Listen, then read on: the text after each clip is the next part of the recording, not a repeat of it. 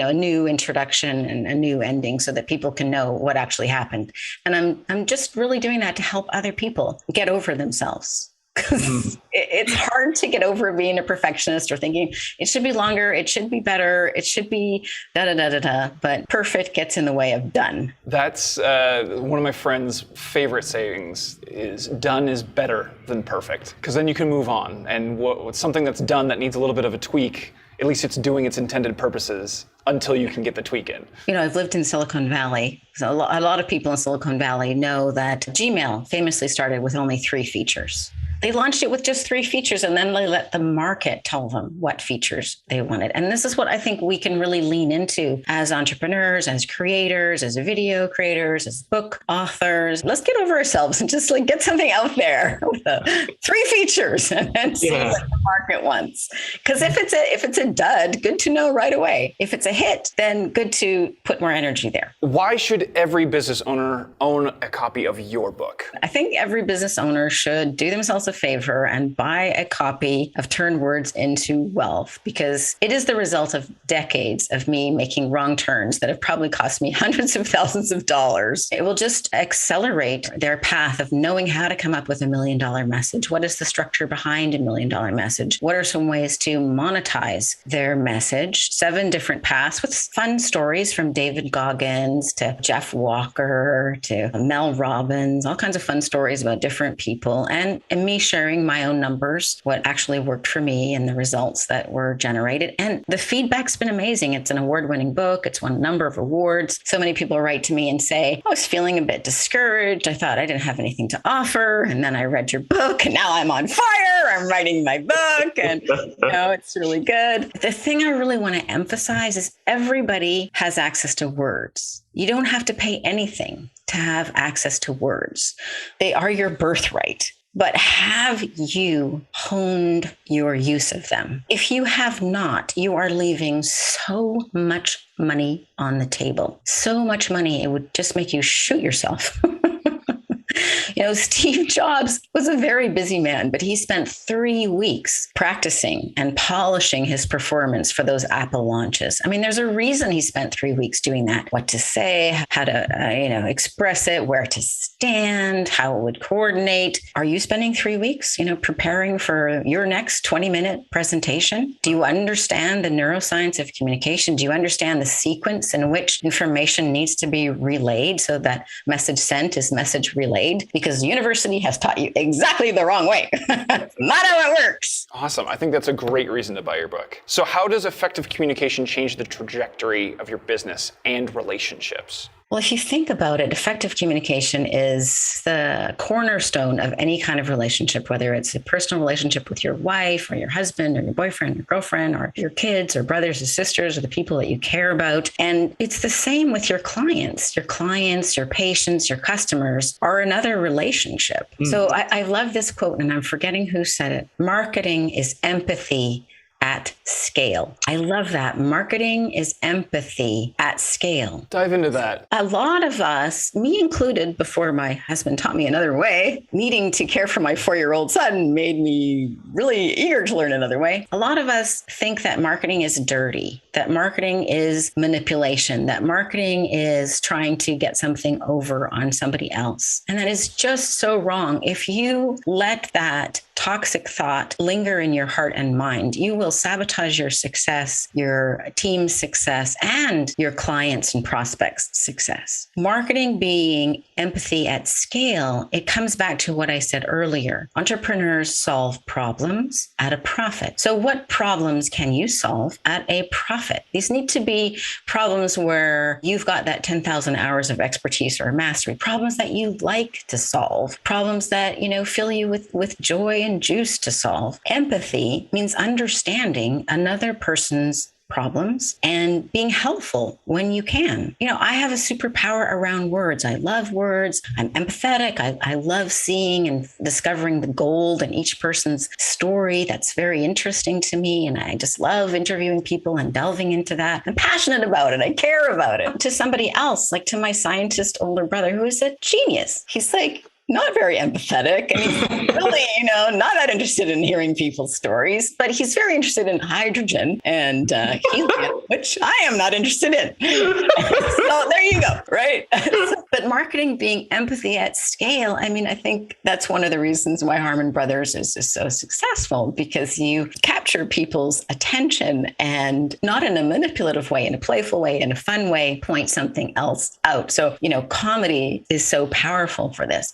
Even before you get all fancy dancy, like some of your video, everybody I think can understand empathy. And empathy at scale just means leveraging your time. So if you've learned something, if you know something, if your business has something to offer, and it obviously does, or it's going to be a hobby, or you'll soon be out of business, how can you find a way to share that one to many? That's what scale means, one to many. So a book, you write it once, and then people have it forever. Hundreds of years after you're dead, people can be reading your book. I mean, my life has been changed by Ralph Waldo Emerson, by Rumi, by Lincoln, by people whose books I've read I've never met, and I'm not going to because they're on the other side. Videos are great. Videos are so intimate and personal, and 2021, they're right there, and build, know, like, and trust at scale. So then you can use your marketing funnel to have this empathy at scale, to attract the people who are your tribe, to repel the people who don't get you, who are not your tribe, without you doing this on the phone or in person, one-on-one, which is exhausting, inefficient, and stupid. Very, very fair. So where would one even start to evaluate how they communicate and how they should change it? Well, I think we can always improve our communication, so you don't need to make yourself wrong to begin with. And how you can evaluate, it's kind of cool to do a 360 and honestly ask the people in your life, your previous boyfriend or girlfriend or wife or husband are good people to ask, your coworkers, both current and former, your boss, both current and former, your clients, current and former, how you are communicating, and to rate you on a scale of 1 to 10. Jack Canfield did this with his wife. He's like, can you rate our relationship between 1 to 10?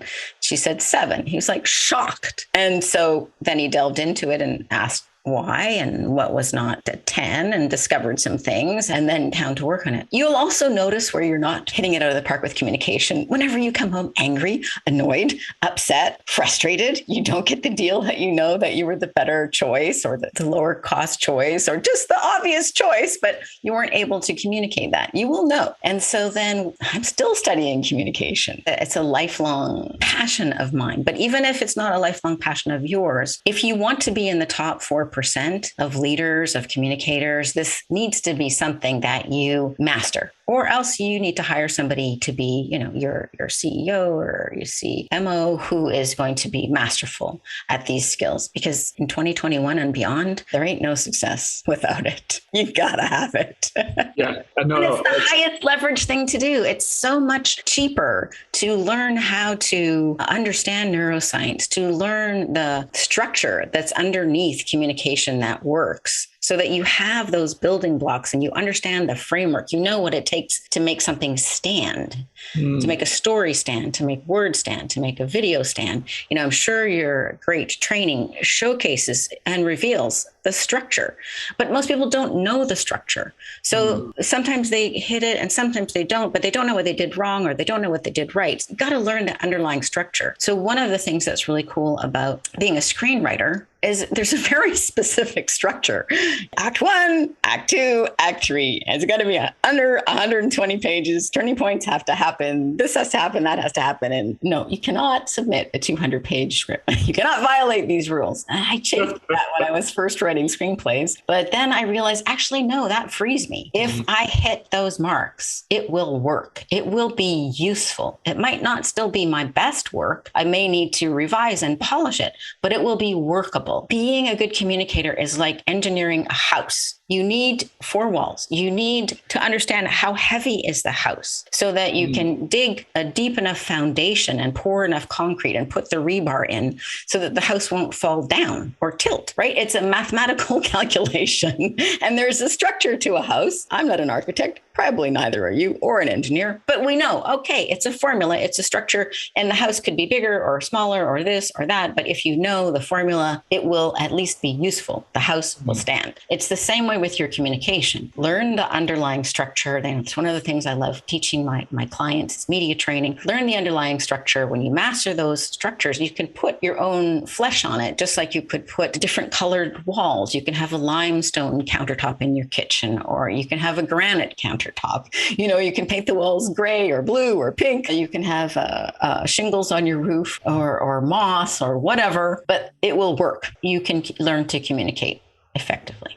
There always seems to be somebody else out there in the world doing basically what you're doing, but better. I also love the phrase that good artists, they borrow or they create on their own, but great artists steal.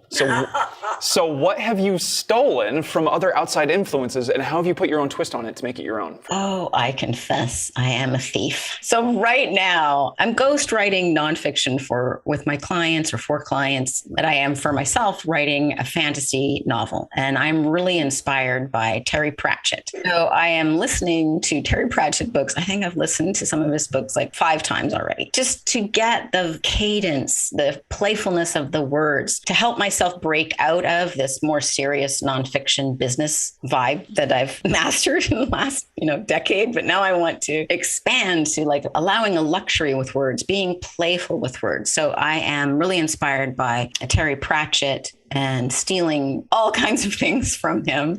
Brandon Sanderson is amazing too. Another great fantasy writer. I highly recommend his series Mistborn, the Stormlight Archive. That's really good. Terry Pratchett, I'd recommend you read Going Postal or Making Money. Those are 2 really good books. In terms of business, I am really inspired, in awe of Gary Vee. He's so great because one of the things I've stolen from him is he is shamelessly self-promoting, and he's totally okay with repeating himself a gazillion times, which I'm stealing the unapologetic, because I'm still half Canadian, so we tend to apologize all the time. And the other thing I really love about what Gary Vaynerchuk is up to, which I'm doing my best to also be, is he's just a stand for other people to get out there and do it. And he's like, P.S., if you have a 7, 8 or 9 figure business, I can help you do it. But mostly he's talking about, hey, you listener, start a podcast right now, yesterday. How come you didn't do, 90 blog posts today? Right. And then he sends you a thing to encourage you to do it. And a lot of people are going to not do it. I do have a 90-day challenge before we wrap this podcast up. Let me be sure to give it. So I'm stealing from Gary. I'm sure he would like to know that. He admits freely that he uses ghostwriters. He's like, well, why wouldn't you? You're stupid if you don't. Like, you've got a business to run. And I really love Richard Branson, but I don't know if I can claim stealing anything. I guess, well, he does freely admit that he has his books ghost written. I've written on my fridge to be more playful. I love how playful he is. So I would love to steal that, embrace that, lean into that. I'm still working on leaning into that. I was going to say, no, let's dive into that real quick, because I feel like being playful for a lot of entrepreneurs is something that they feel like they have to leave behind. They feel like they always have to be like, all right, here's the next goal, here's the next thing. And even when they hit the achievement, they'll celebrate it for like 2 seconds, and then it's never enough. So how do you keep the play as a part of your work? I am still a work in progress on that, but I have 2 things that really help me. One is the Stoic philosophy, memento mori, which my own life has revealed to me. I do not have any guarantees. This could be my very last day. And I'm playing with you, Kent. We're having fun, right? Yeah. We're getting to know each other. We're committed to making a difference for your listeners, and we're having fun. It's not so serious. So memento mori, paradoxically, remembering that you're going to die, is a way to wake up into the gift that today is. And when you really wake up into the gift that today is, all of these problems you think you have are really, for the most part, in tomorrow. They're not in today. Today, you have enough to eat. You have Wi-Fi. You have a smartphone or a computer, or you wouldn't be listening to this, right? Like, hypothetical problems are tomorrow. Yeah. And then the other way that I stay playful is I love what I do. I love what I do. After the pandemic, the coronavirus hit last year, I just looked at my business and my life, and I did my very best to eliminate anything that I did not love. And I love helping people discover what's unique and special about them. I love helping people turn that into a book. I love, encouraging them to shoot videos and sending some of them your way if they've got the budget to get it done. I love it. It's so fulfilling. It's so satisfying. And also I've designed my life as best I can so that each step of the way is fun and satisfying and fulfilling. This is another thing I love to tell people about books. It's not about that one moment when you publish your book or you have your book published. I mean, that's a great thing done the right way. It's fulfilling and satisfying every step of the way. For people to have somebody like me or me, but somebody interview them who's very curious about them, who wants to deeply understand them and all of the stumbling blocks in their life and how that, created a setback for a while, or maybe it created a breakthrough and how that all happened. Like somebody listening helps you reclaim and revise and reframe your past. You discover there's a bunch of gold in them there hills. It's not just all dirt and other stuff. And so then people have the chance to bring out the gold, to bring out the copper, to look at the lead and go, okay, put that one down. We don't need that anymore. We're going to release that, right? And then to do that, it's like people shed their past. They shed this weight that they didn't even know that they had. They shed kind of a shadow energy that was sticking to them. They become more alive in the moment. So every step of the way is fun. And then we turn it into a book, publish the book, market the book, help them get on podcasts and radio and TV and help them make a bigger difference in the world. And the thing I especially love about books, it's not a book or a video, by the way. It's a book and videos and a business back end. It's not either or, it's both and. These work very synergistically. And what I think is so cool is even after you're long gone, somebody can read your book. They can be moved by your story. It's like they are having an intimate conversation with you and you can change their life. It's kind of immortality. I love the idea that remembering to have fun while you're going about your business is actually the thing that attracts people to you. That is like 100% of the reason why people want to come hire Harmon Brothers. Like, no, we want the funny. We want the humor. Like brands that never would have done humor whatsoever. Like per se Beachbody or like all these brands that are like, oh no, we're very stoic. We're very serious. We're like, we want to make sure that people get into the best shape of their life, but have fun with it all the while. Like I teach self-defense. While I'm teaching, my goal is to try and make my students laugh as much as possible, because even if in the future they forget whatever technique that they're learning that is probably going to save their lives, even if they forget all of that, they're going to remember how they felt in class and go, you know what, even if I'm in a bad mood, I can at least go get some endorphins in my body by getting a good workout, and I can laugh because Kent's going to do his thing. And it's going to be memorable, and I can be there with a bunch of other people that I feel like is my family. That moment is what you want. But if you go in just as a drill instructor, the only people you're going to attract are military people. The bottom line is people buy a feeling. They don't buy a product or a service or even a solution. They buy a feeling. You hit it right on the head when you said that playful energy attracts people. Exactly right. So maybe you could add that. That's step number 3, to remembering to be playful, because it makes you magnetic. Let's talk about who is an ideal client for you. Where do you want them to go to find out about you first, and what should their first steps be? So my ideal client is a thought leader or an emerging thought leader, somebody who wants to make a difference in the world, who's up to something they're passionate about, they're interested in, and has learned something maybe through a life experience, maybe overcoming something devastating as I did, or even something straightforward like learning to be a good dentist and knowing some things they want to share there. So my ideal client is an entrepreneur who's running a 7, 8, or 9-figure business, or a professional who's already established and successful, like a lawyer, a dentist, a doctor, this kind of thing, who is eager to have a book and have it created in a fun way. The way I do it, it's through the interviews. So we get podcast-like episodes for each chapter, and they get the book. So you get both a podcast and a book, and then we help launch it. And yeah, who's not looking like to make a fast buck or to do a book in a weekend, even though you can do that. Read Marketing Fast Track. You can see how to do that by yourself. I mostly help people in a way that's really fun and meaningful for me. So the first step would be to read this book, Turn Words into Wealth, Blueprint for Your Business, Brand, and Book. It's so inexpensive. If you're at all interested in working with me, do yourself a favor and read that book, and then you'll know who I am and how you could do it yourself. And if you read that and you're like, no, I would like Aurora's help to do one of these things, then you can simply go to my website and sign up for a business breakthrough call, which is absolutely free. You can go to aurorawinter.com, AuroraWinter.com, aurorawinter.com, or you can go to thoughtleaderlaunch.com, and we've got free videos and free other resources to make your life great. Or if you just want to say hi and that you read my book and you want to share with me something that you found useful, you can ping me on LinkedIn. Again, it's just LinkedIn. I love to hear from people. I love to hear how they're doing. Love to hear that they started their book. Oh, yes. And let me give that 90-day challenge. Yeah, I was just about to say, like you mentioned that earlier. I think people might be really excited to do something on their own, but with your zest and light. Okay, so here's something everybody can do starting now. So the 90-day challenge is radical reading, radical writing, and radical review. I call them radical because I like to. It's playful. So what does this look like? Radical writing is the way to start each day.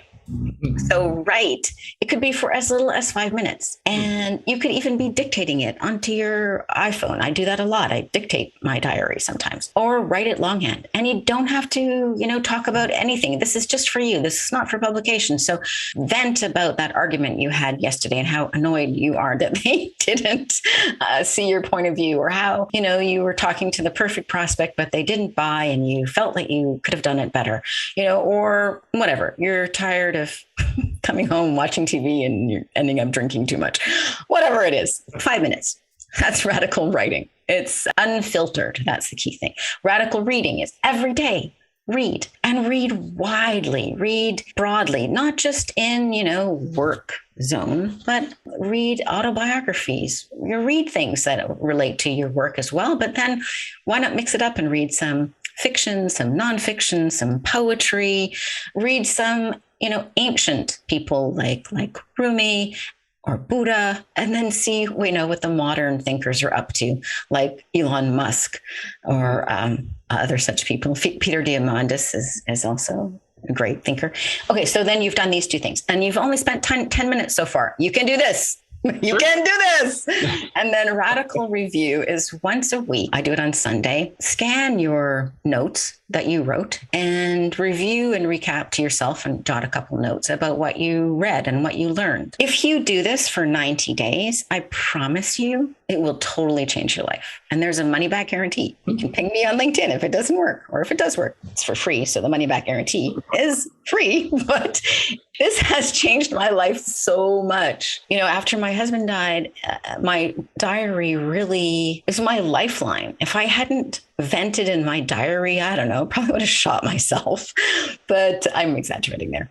That later became the book From Heartbreak to Happiness, an intimate diary of healing. So I worked through my feelings. I worked through my upset. I worked through my trauma just by venting in my diary. Listening is the oldest form of healing, and writing in your journal is listening to yourself. We so often don't listen to ourselves. So listen to yourself by writing in your journal and just checking in.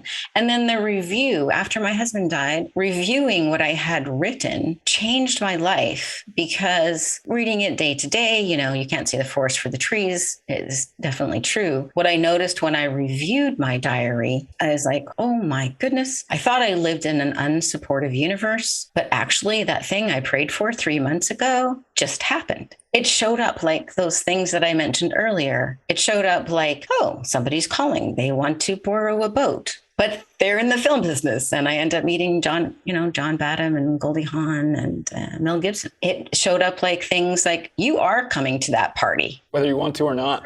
Those were the answers to my prayers, although I didn't, notice it at that second. So when you review what you've written, you'll notice, or you could notice you're drinking too much. Stop it, right? You can get impatient with yourself. You can tolerate things on a day-by-day basis. But if you review and you keep this up up for 90 days, you'll go, no, that's not okay. I am going to get to the gym. I am going to go to Kent's class, or I'm going to stop drinking, or I'm going to start eating healthier, or I'm loving this writing process. I'm going to block off a half an hour or an hour a day to do this. You will listen to yourself and you will change. So radical reading, radical writing, and radical review. I honestly think this is the most powerful thing that we can each do, gift to ourselves. And, it can take as little as 5 or 10 minutes a day. Well, sweet. Aurora, this has been absolutely fantastic talking to you today.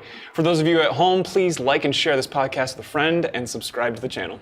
Want to learn the tricks of our trade? We have them all laid out in our courses on Harmon Brothers University. This isn't surface level stuff here. This is our entire playbook, all our secrets laid out in full. The same training we give our own employees. You'll find courses on ad buying, writing video scripts to sell your product or service, creating the kind of large production ads we're known for, even making short ads using nothing but your cell phone. If you're looking to use video marketing to take your business to the next level, Harmon Brothers University has the course for you. Our students have seen incredible growth in their businesses by implementing what they learned in our courses. Take these reviews as living proof. We've now got multiple campaigns that are in the millions of views and in the multiple millions of dollars in sales. Within a week, we're close to 10 million views, over $1 million in sales, and most impressively, we've covered 100% of the production costs in the first 24 hours of releasing it. We saw immediate results. Sales went up 10x the first day. The first video we did is over 30 million views, the most customers that we've ever acquired in a single month. I think we hit about 26,000 new customers. Go to harmonbrothersuniversity.com